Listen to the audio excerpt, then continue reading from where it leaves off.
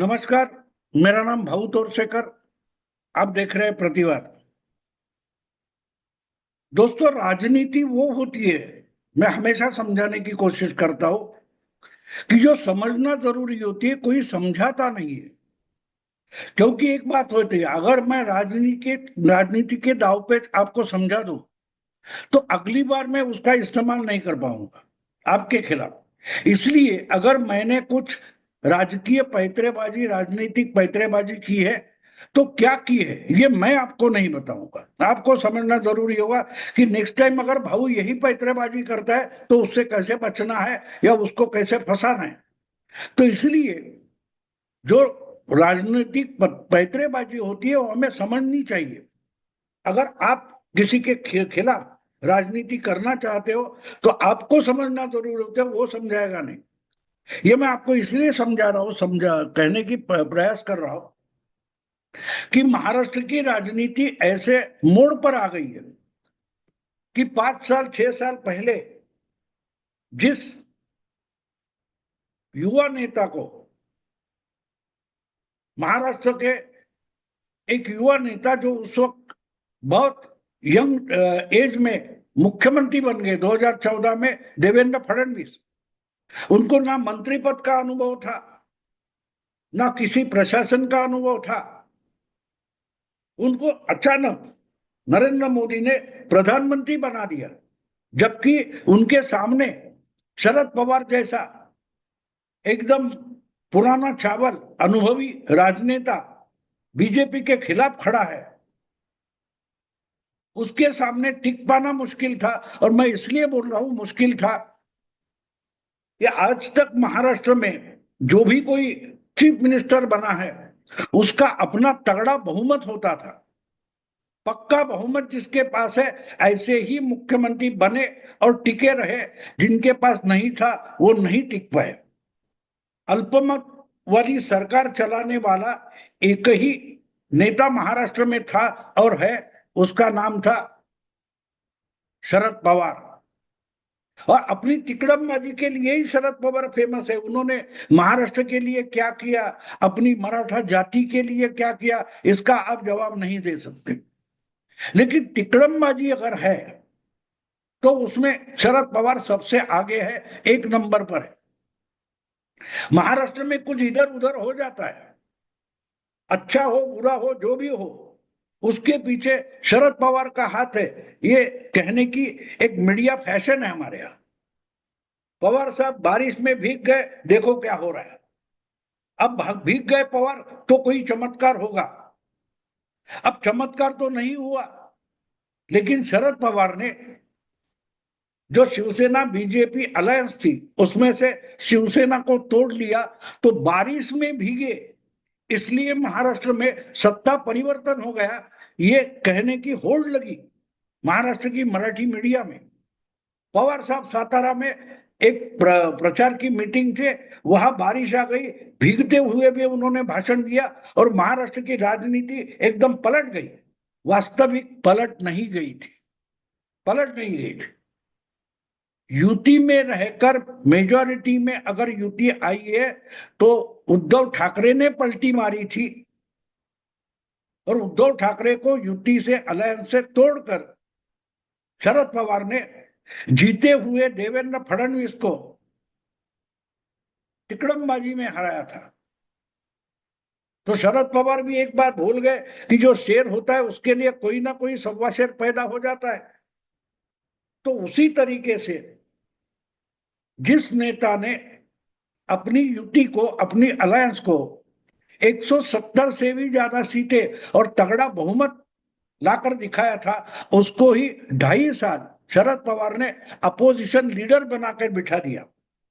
मैं ऐसा इसलिए बोल रहा हूं कि उद्धव ठाकरे तो मुख्यमंत्री बने, लेकिन उनको मुख्यमंत्री बनने की लालच दिखाकर तोड़कर लाना, ये तिकड़मबाजी शरद पवार की थी।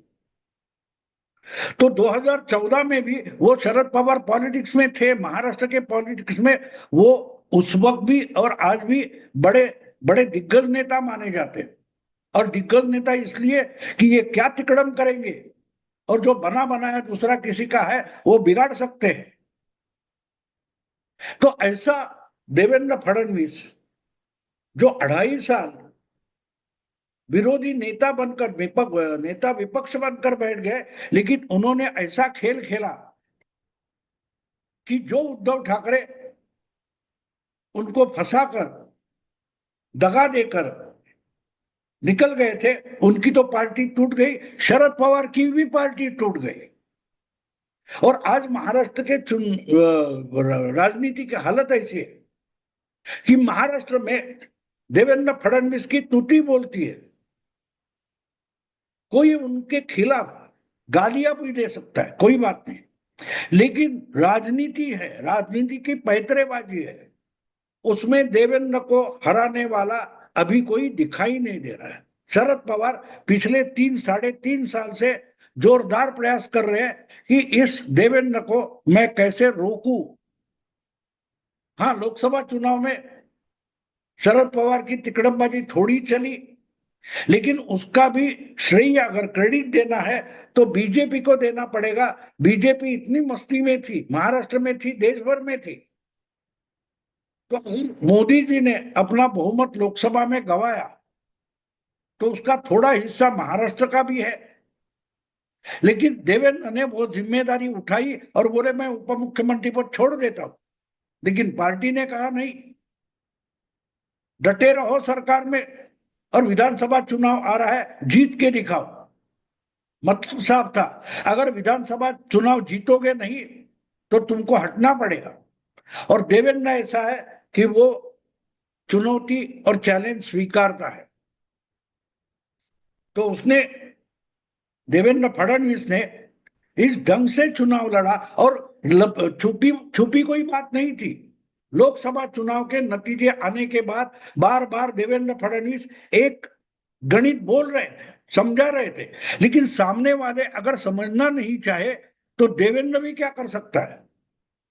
लोकसभा में 48 में 31 सीटें एमवीए को, यानी इंडी अलायंस को मिल गई, और 16 सीटों पर, 17 सीटों पर बीजेपी और उनकी अलायंस गठबंधन सिमट गया। लेकिन एक बात थी, दोनों गुट, जो दोनों गठबंधन थे, उनको उनको जो मिले थे वोट, उसमें सिर्फ 2 लाख का फर्क था। 6-7 करोड़ वोटों में 2 लाख का वोट फर्क मामूली होता है, ना के बराबर होता है। लेकिन फिर भी मीडिया में ऐसा बताया गया कि देखो बीजेपी खत्म हो गई महाराष्ट्र में, बीजेपी की इंडिया अलायंस महाराष्ट्र में खत्म हो गई। जो एकनाथ शिंदे के नेतृत्व में बनी सरकार चल रही है, वो तो बुरी तरह से हारने वाली है। और मीडिया की ये जो प्रोपोगंडा था, उसका परिणाम, बुरा परिणाम अगर किसको हुआ तो वो इंडिया अलायंस पर हुआ। उद्धव ठाकरे और कांग्रेस आपस में लड़ने लगे कि अगला मुख्यमंत्री कौन बनेगा। अभी चुनाव होना बाकी है, लेकिन पहले ही उद्धव ठाकरे प्रेशर डालने लगे को मुझे मुख्यमंत्री उम्मीदवार डिक्लेयर करो, और कांग्रेस तो राजी नहीं थी, क्योंकि लोकसभा में कांग्रेस के सबसे ज्यादा यानी 13 एमपी चुनकर आए थे, उद्धव के 9 आए थे, शरद पवार के 8 आए थे। देवेंद्र उस वक्त बार बार बोलता था कि दोनों की, यानी इंडी और एनडीए, उनके वोट में सिर्फ 2 लाख का फर्क है, और परसेंटेज में देखे, प्रतिशत में देखे तो 0.3% का फर्क है। अगर हम अपना आलस छोड़कर, लिथार्जी छोड़कर वोटिंग पर जोर दे, बीजेपी के और एनडीए के कार्यकर्ता, और 4-5% तक वोटिंग बढ़ाने की कोशिश करे, तो 2 या 1.5% वोट भी इतना बड़ा उलटफेर कर सकते हैं।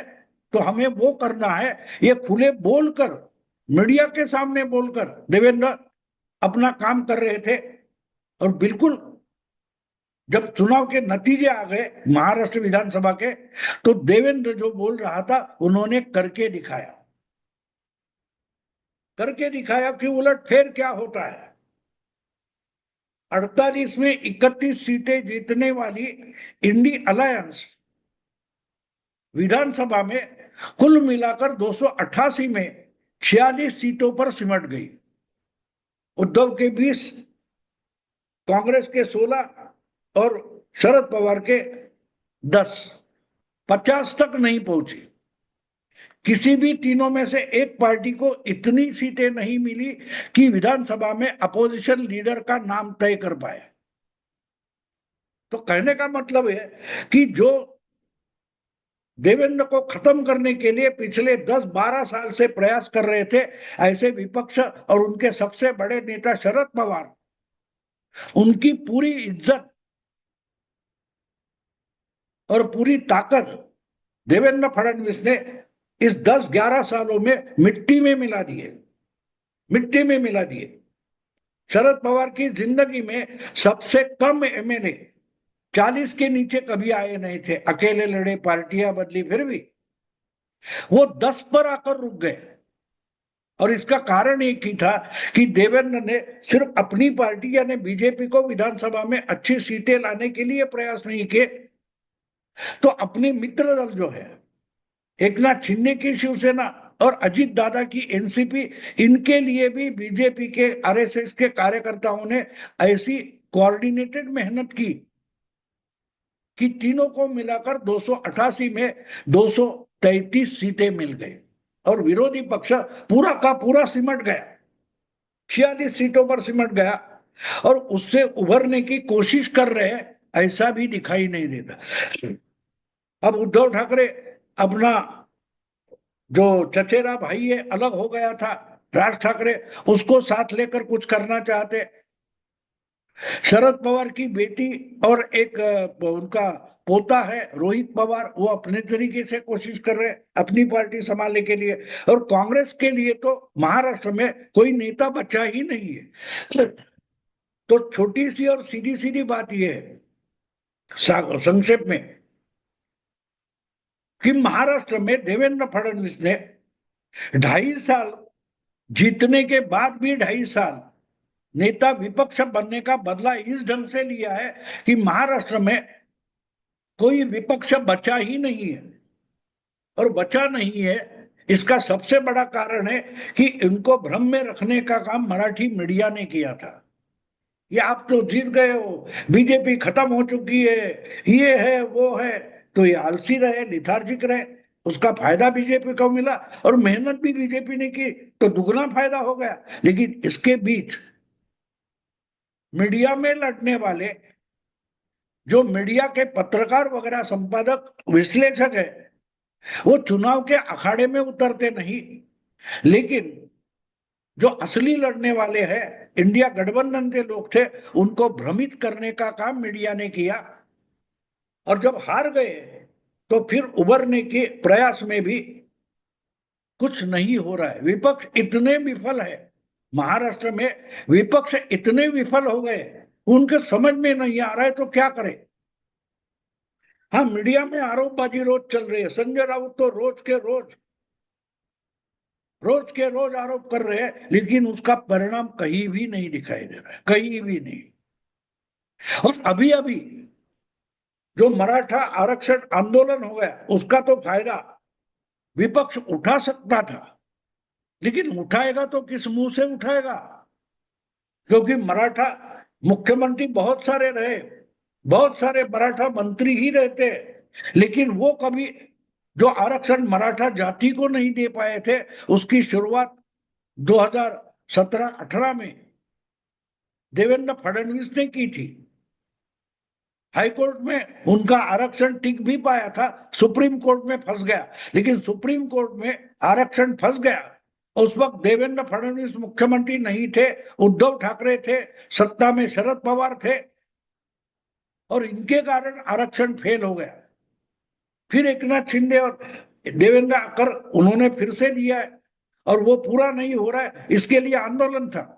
अगर आंदोलन होता है, किसी मांग के लिए होता है, तो वो आंदोलन सत्ता में जो बैठे हैं उनके खिलाफ होता है, और उसका फायदा विपक्ष को उठाना चाहिए। हर चीज में जो नाराज लोग होते हैं, आम जनता में जो घटक, जो हिस्सा नाराज होता है, उसकी साइड लेकर, उसका पक्ष लेकर जो खड़ा हो जाएगा, उसको ही विपक्ष बोलते हैं। लेकिन इतना बड़ा आंदोलन हुआ, एन गणपति के त्योहार में हो गया, मुंबई तितर बितर हो गई थी। इसका फायदा विपक्ष नहीं उठा पाया, क्योंकि आंदोलन का नेता जरांगे पाटिल तो सीधे सीधे देवेंद्र फडणवीस को टारगेट कर रहा था, लेकिन उसका फायदा भी विपक्ष की दल उठा नहीं पाए, ना उद्धव ठाकरे की पार्टी, ना शरद पवार की पार्टी, ना कांग्रेस पार्टी। कांग्रेस पार्टी का कौन नेता इसका भी लोगों को पता नहीं। तो ऐसे में एक सिचुएशन ऐसी हो गई है कि मानो महाराष्ट्र में देवेंद्र फडणवीस ने पिछले 3 साढ़े 3 सालों में विपक्ष लुप्त कर दिया, गायब कर दिया। है कहां विपक्ष, है कहां विपक्ष, पता नहीं चलता। हाँ, मीडिया में दिखाई देता है, तो इनके चेहरे मीडिया दिखाती रहती है। कभी शरद पवार की बेटी सुप्रिया सुले होगी, उनका पोता रोहित पवार होगा, या संजय राउत होगा, या और कोई उद्धव ठाकरे, आदित्य ठाकरे, ये चेहरे दिखाए जाएंगे, उनके बयान दिखाए जाएंगे। अगर उसका परिणाम हम नहीं हो रहा है तो पॉलिटिकल जो एनालिस्ट है, जो खुद को सेक्युलर मानते हैं, बीजेपी के हिंदुत्व के खिलाफ मानते हैं, वो जोर शोर से लड़ाई लड़ रहे हैं। अब देखो, कल परसों अनंत चतुर्दशी में गणपति का विसर्जन था। उस दिन बड़े बड़े अखबारों में देवा भाऊ का एक इश्तिहार आ गया। उसका पैसा किसने दिया, इस पर बवाल खड़ा कर दिया है मीडिया ने।